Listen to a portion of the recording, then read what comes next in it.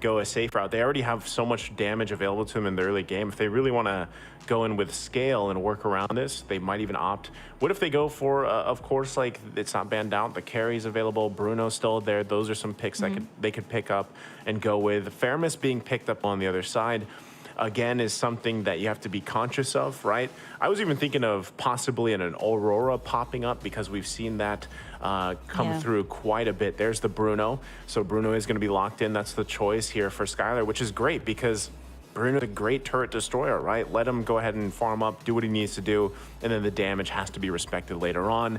The Minotaur, last pick here for RRQ Hoshi. So now we know exactly where things are falling into place, right? Of course, this provides them a lot of that sustainability still based off the heroes that they have and a lot of CC. So it's a good thing that BURMESE GHOUL has that fairness, right? Because they're going to want to use that that Cult Altar to really help them survive a lot of this. Yeah, they're already anticipating that this is going to be an all-out brawl between them and RRQ. I mean, looking at the lineup here of RRQ, you got the Minotaur, the Guinevere. This is what's really good about the Guinevere too. I think this might actually be the Irad's hero, right? So as long as the Guinevere has someone to front for you, you can just keep on setting up and not worry about getting taken. Towards this lineup from RRQ Hoshi, I think they should be able to pull it off. But we're going to be jumping here into the Land of Dawn here. Game number 1.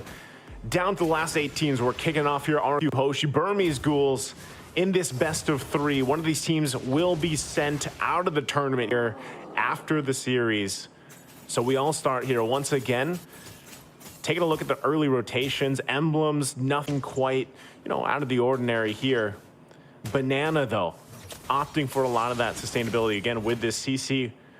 We'll see how this all works out. BURMESE GHOULs, they have they gotta play around the fact that they have, oh, hold on, already in the mid lane though. Jump in, come through. Nico's gonna be just fine. Gives them a thumbs up as well. So for now, back and forth. We're gonna wait for that first big objective, of course, the turtle. I'm not sure if either of these teams have what they need to get an early first blood before the objective. I think it's better they play it safe again when we're talking about exactly what is at stake here. Right, so for now, let's see once again how it goes. Banana and Delar.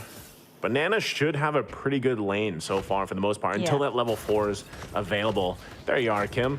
So yeah, nothing, you didn't miss too much. Oh yeah, definitely. It's a minute in, no first blood. Kind of expected to see this from, of course, RRQ and BURMESE. They want to be a little bit more careful, kind of going in for a lot of these early game pokes first. Like this XP lane choice from RRQ, they decided to go with this, especially since this can kind of like put Delar back. Like we've seen this in some games of the BURMESE GHOULs that, you know, Delar had a very early wave clear, so he was able to reach level 4 much faster than the opponent, which kind of really enables BURMESE GHOULs to kind of take in these early turtles. But so far, it's RRQ. Irad actually started up 140 HP already for the turtle. Yep, they go in, heavy spin already used. Turtle for the taking, Irad gonna be able to get it. They get the stun off as well. Not sure if they still want to be going for it though. They're gonna fight it out and they back off, they disengage. Good thing too, once again, they have that nether realm available from Nico. Yeah, those was very good zoning as well from RRQ. Like you see Banana, not only was he able to clear lanes pretty fast, he was also able to zone out Saksa there, so he can, you know, push forward and try to go for that heavy spin and just click that retribution and steal that Lord. But overall for RRQ, right, like so far their lanes are pretty much contained. Like you see how Delar was super aggressive too when it came to like the turtle take. He went in and tried to go in for that level 4 so he can pop in that Black Dragon and be able to kind of, you know, kind of mess up RRQ's turtle take there. But so far RRQ has been successful. No first blood yet. 3 minutes in already in the game. Yeah, which is interesting, right? Because we're talking about the aggression from both of these teams, but and that's not going to find the connection they're looking for. But hold on, still pressure. Oh, what a huge! I'm offended into the heavy spin, able to get the lockdown. Irad going to be the one to go down. First blood going to the hands of BURMESE GHOULs. What a set there from Blink, utilizing the flicker combination with the I'm offended. Still going to be up here on the top side, but they should be fine for now. What a play! Yeah, just when we were talking about no first blood, kind of called it there. Nice tuck in there. Flicker was available for Blink, and he was able to do that. And now Banana in trouble. Ooh, this is what I was talking about, though. 1-for-1 trade-off onto the bottom side. And you see kind of like the aggression of Delar, right? Going right into the turret to make sure that he gets the pick off. But again, kind of nullified since it was like a 1-for-1 trade. Here on the middle side though, Burmese Ghouls. Brusco setting things up, but not be able to get anything. Burmese School so far, they got that nice first blood. They got it in 2 pickoffs, but it's still RRQ Hoshi leading, all because of the turtle takes that they've been taking. And not to mention, look at Skylar there over on the top side, actually forcing Stitch to actually go to the XP lane instead. It's a good choice. I mean, a lot of these rotations happening here are very smart on both sides, you know, for the most part. An early game, not anything too crazy happening. You see Blink, if he continues to do that every time the flicker's available to him, is really going to pay off, right, for these goals. That's kind of what they have to do. But Brusco, even on the other side, a well-timed Minoan Fury is going to help them out. And not only that, but they have the extra CC available to them with Irad's kit. Dragon Form going to come down, still be working for this turtle. Second one, Sox able to secure it. Gets the lockdown now on Irad. He's kind of stuck between the wall. He'll get taken out by Delar. And there's nothing RRQ could do there. So objective and a kill for Burmese Ghouls. I like how Burmese Ghouls also kind of like knew that Brusco there did not have that flicker, so they were so confident in trying to take down this turtle to the point that the RRQ was just like trying to find the proper setup there. We kind of see the attempts there from Irad, try to go in for the Violet Requiem and the spatial migration, but you know, it kind of backfired here onto RRQ, and now so far Burmese Ghouls, they've done a good job of equalizing things out. Brusco though goes in, jumps in, but look at that. Again, the sustainability is kind of the way, of course, NetherRealm works. It buys you a little more time, and they're going to be just fine. I'm worried about for the side of Burmese Schools, though. They have to check Skylar as of the moment. He's gotten all the gold plating over on the top side. Not to mention that he's been pushing the lanes pretty fast. You did mention that this Bruno is a turret shredder, and so far he's been taking this turret down almost to 1/4 HP. They should be able to take this. Great map control here for RRQ. Great space that they've made, especially since they still need to take in the last turtle and possibly the next Lord coming into this game. But so far, gold lead, you don't see anyone leading as of the moment because everybody is it's kind of a little bit careful when it comes to all these engages, right? Like once you engage, you don't have that right follow-up, it might actually just be a double-edged sword for your team. Yeah, and I think that's, again, you have to respect the fact that even with everything happening now, you know, the past couple of minutes, it's pretty much even, economy-wise, right, for the most part. And Skylar not going down, able to kind of just farm up here is great for RRQ. But even on the flip side, Burmese Ghoul is exactly Stitch, having an early kill, able to work on his own here, will pay off later on, of course, as you scale up on this Claude pick. So right now, stalemates.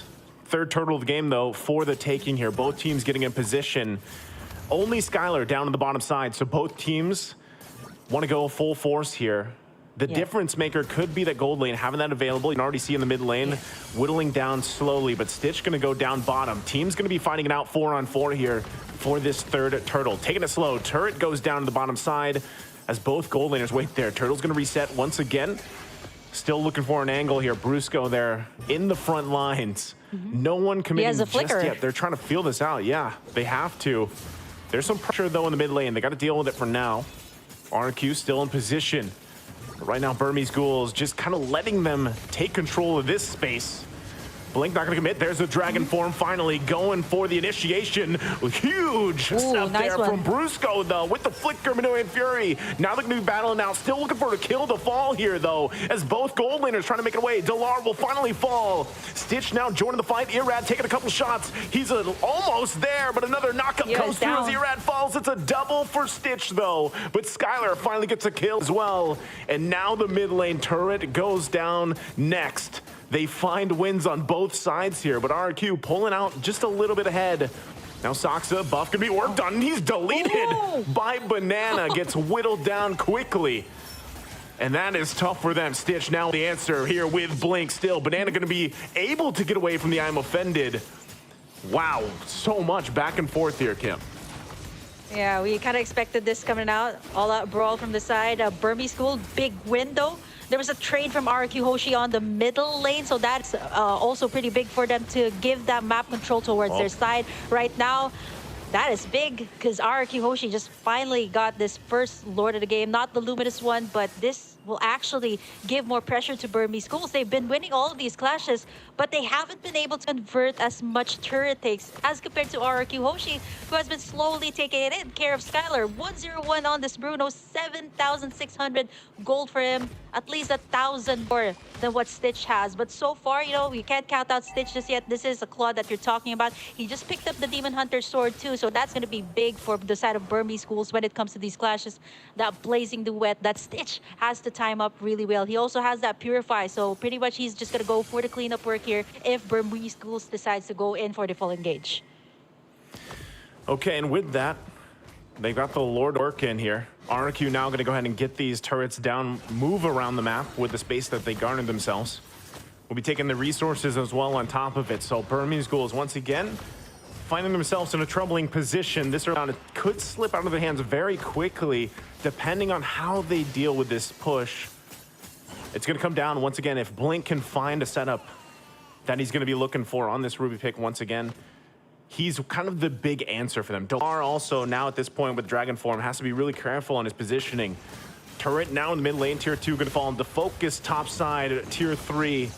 And you can already see Skylar very confidently just kind of poking down what he can. Shield's already taken care of as well in the mid lane. But right now, Burmese Ghouls holding it together on the defense. For Burmese Ghouls and RQ, what they both have in common right now is the timing of the ultimates. The Netherrealm here, the Blazing Duet. Even for the side of RQ, the timing here of Brusco's setup. He does have the flicker here. They want to go for the pressure here on the mid side. There's the tug in by Blink. Able to get the pull here, but he's still going to be able to stay alive through it all. Netherrealm comes down too. Dragon Form there to cut him off a little bit. Delar, though, takes quite a few shots. No one goes down in the exchange. Big item picks up as well. The Flask of the Oasis now for Brusco. Sustainability going to be there, and they're getting another turret as well. The jump in from Irad finds the Requiem. Now Banana also unleashing. Stitch able to get the kill, but it's Nico that falls. 2 down for Burmese Ghouls and RRQ. Looking to end game number 1 here, working on the crystal. Can Burmese Ghouls clear the waves, keep it together? They find a little bit of room to work with. Blink's the one to fall, but Skylar has so much damage on this Bruno, and that looks like it's going to be it as RRQ takes game number 1. Wow, just when we thought that it could have been at least like a more than 15 minutes game, that was actually a pretty fast game there from RRQ. Both sides are actually, they actually calculate